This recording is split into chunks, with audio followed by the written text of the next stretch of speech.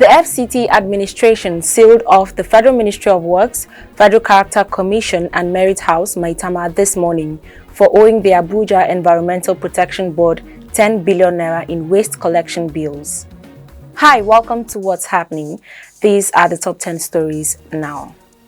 At number 10, Islamic State of West Africa province terrorists have killed 2 soldiers and a mobile policeman in a fresh attack on a military formation in Molai, Maiduguri, Borno State.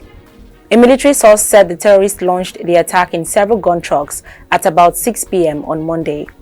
The source further stated that troops of the Nigerian military, alongside the air components of Operation Hadinkai, repelled the attack.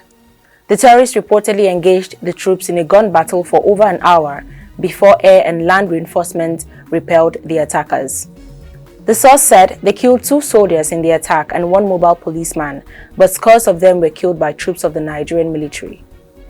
At number 9, the Nigerian Meteorological Agency has predicted sunshine and cloudiness in parts of the country from Tuesday to Thursday. NIMET's weather outlook, released on Monday in Abuja, predicted sunny skies over the northern region on Tuesday, with patches of clouds visible over Adamawa and Taraba throughout the forecast period. According to the forecast, the north central should be predominantly cloudy, with intervals of sunshine all through the day. Cloudy skies are anticipated over the inland and coastal region of the south, with prospects of morning thunderstorms over parts of Bayelsa, Rivers, and Akwa Ibom states. NIMET also predicted isolated thunderstorms over parts of the FCT, Kogi, Niger, Nasarawa, and Benue in the afternoon and evening periods. At number 8, the Deputy Governor of Kano State, Nasiru Gawuna, has resigned from his appointment as the Commissioner for Agriculture and Natural Resources. Gawuna, in a statement by his aide, Hassan Fage, on Monday, said his resignation was to further his political career. He, however, did not state which elective position he would be running for in 2023.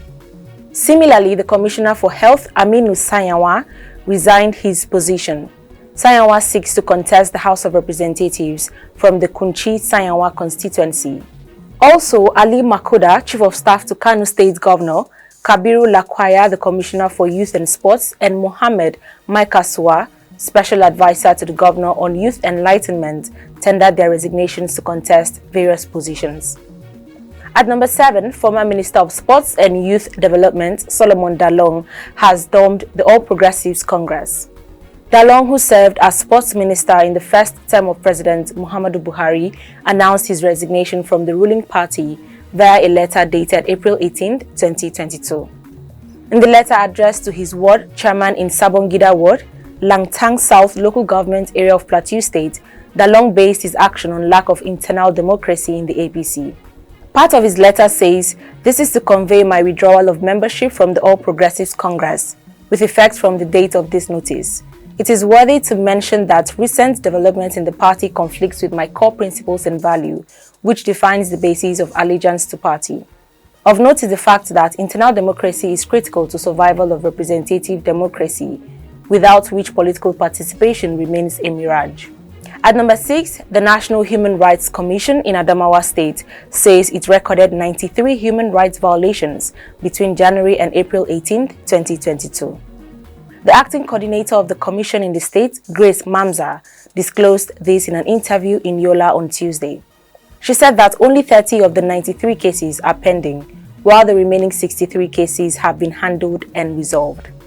The commission listed some of the major violations during the period under review to include parental neglect, domestic violence, unlawful arrest and detention, entitlement and inheritance. At number 5, 9 people including kids were killed and several others injured on Tuesday when a fire engulfed over 70 houses in Pakistan's South Dadu district. Local reports confirmed that the fire broke out in 3 villages of the district after spreading from the stoves of the villagers due to gusty winds in the area on Monday night. The report said that over 70 houses in separate places were engulfed in the big fire. 5 children were reported dead as they were sleeping in their houses when the fire erupted. Local volunteers took part in the rescue operation and moved the injured to a nearby hospital. At number 4, protesters in Sri Lanka again took to the streets on Tuesday as the country grapples with a fuel price hike and a shortage of petrol and diesel. A senior police officer said protests have been lodged in several towns, blocking off public transport including train services and disrupting travel to schools and offices.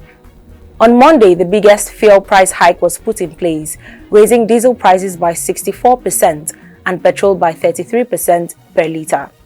The protesters are demanding the resignation of President Gotabaya Rajapaksa and Prime Minister Mahinda Rajapaksa, who is the president's brother. However, China has decided to provide emergency humanitarian assistance to Sri Lanka to help the country cope with the current difficulties. The spokesperson for China International Development Cooperation Agency, Zhu Wei, made this known on Tuesday, noting that the Chinese government had noticed Sri Lanka's economic difficulties and was ready to help. At number 3, the Lagos State Police Command has invited all parties involved in the alleged sexual abuse of a 10-year-old primary 6 pupil of Christian schools located in the Victoria Garden city of the state.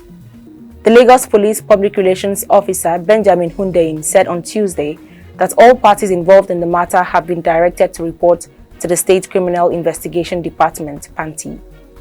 Hundeyin said all the parties involved have been invited to the State Criminal Investigation Department, PANTI, today to give a written statement and further questioning will be done. The parties involved include the school's head teacher, G.I. Azike, the parents of the female pupil who alleged that their daughter was sexually abused during the school's participation in the World School Games at Dubai, United Arab Emirates. At number 2, Osun State Governor Boyega Oyetola has ordered all political appointees in Osun State who are interested in contesting in the 2023 general elections to resign their appointments immediately. The governor's directive was contained in a statement by the secretary to the state government, Oluwole Oyebamiji, on Tuesday. Oyebamiji said the directive was sequel to the government's Executive Council meeting of April 13th and sections 84 subsection 12 and 29 subsection 1 of the Electoral Act 2022 and INEC's timetable.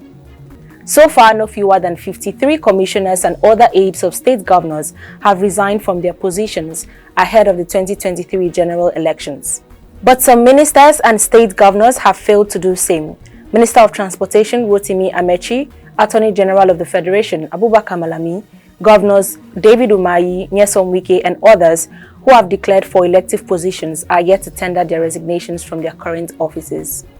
Finally, at number 1, the FCT Administration sealed off the Federal Ministry of Works, Federal Character Commission and Merit House, Maitama, this morning for owing the Abuja Environmental Protection Board 10 billion naira in waste collection bills.